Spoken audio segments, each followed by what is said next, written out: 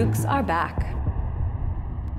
Did you think that nuclear weapons were just an old story from the 60s? That they were nothing more than a memory from the past, like German spy movies or smoking in the office? Well, you're wrong. Atomic weapons are back with a vengeance. NATO 2030, NATO's new report, puts it very clearly. NATO continues to play a crucial role in maintaining both conventional and nuclear deterrence. Both conventional and nuclear firepower capability. Nuclear weapons have been a crucial pillar of NATO's collective defense from the outset. And those who thought that the Cold War was a thing of the past are also wrong. The report clearly states, today, NATO faces two systemic rivals, Russia and China. History is repeating itself. The world is caught up in a new arms race driven by NATO. But what is NATO, and what happened with the Cold War? How did that go? Oh, smoother Newport, fresher Newport, smoother, more refreshing cigarette. The Cold War began as the Second World War ended. Much of the world was divided into two camps, the capitalist West and the communist East.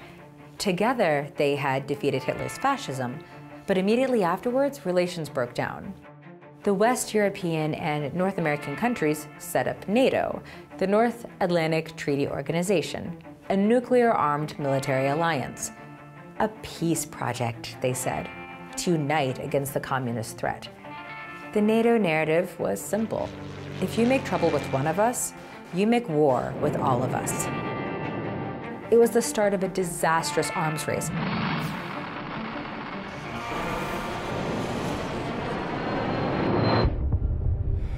In the 1980s, 70,000 nuclear weapons with unimaginable destructive power were deployed on both sides, enough to blow up the entire world.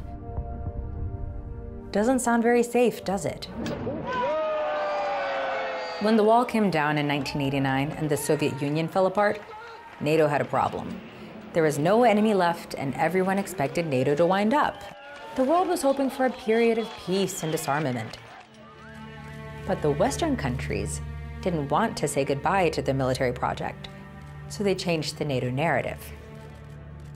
I'm pleased to announce that my colleagues and I have begun a major transformation.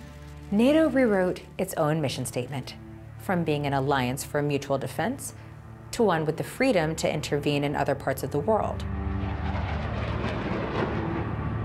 Since the end of the Cold War, NATO military interventions have taken place in Yugoslavia, Afghanistan, and Libya.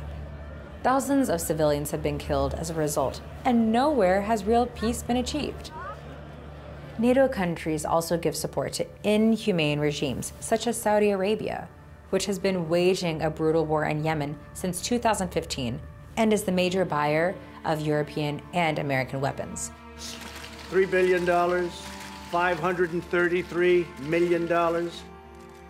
The biggest man-made humanitarian crisis in history is happening right now in Yemen. 400,000 children are threatened with starvation. Military interventions and support for criminal regimes are not in keeping with NATO's self-image as a force for peace. The disastrous war in Afghanistan has devastated the country. Libya remains embroiled in a 10-year civil war. Think of the difference these war dollars can make in the reconstruction of these countries.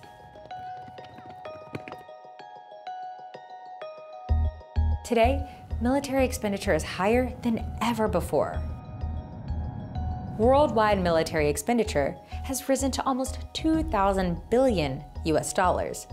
2020 saw a global increase of 3%, and 2019 and 18 were already record years.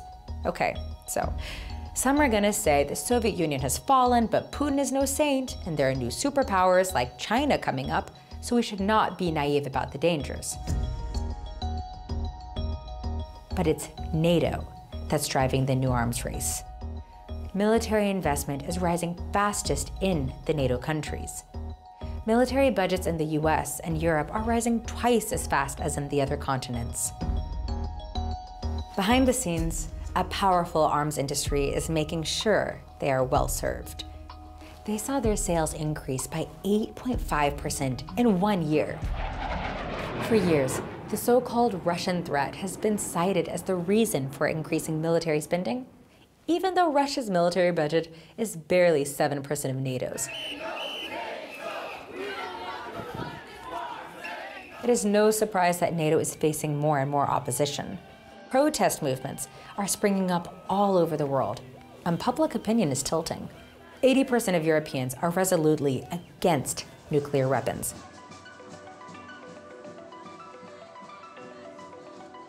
But in a world with so many different interests, how do you keep the peace? Well, cooperative security is the way to go. The basic principle is, I am only safe when you feel safe. If one camp arms itself, the other will feel unsafe and also arm itself. That's not good. So let's create a virtuous circle. If one side puts more effort into diplomacy and consultation, the other side will do the same. History has proven that the key lies in agreements that inspire trust. Peace is not a question of more arms and military. It's a question of diplomacy, disarmament, and human security. And that's a win-win.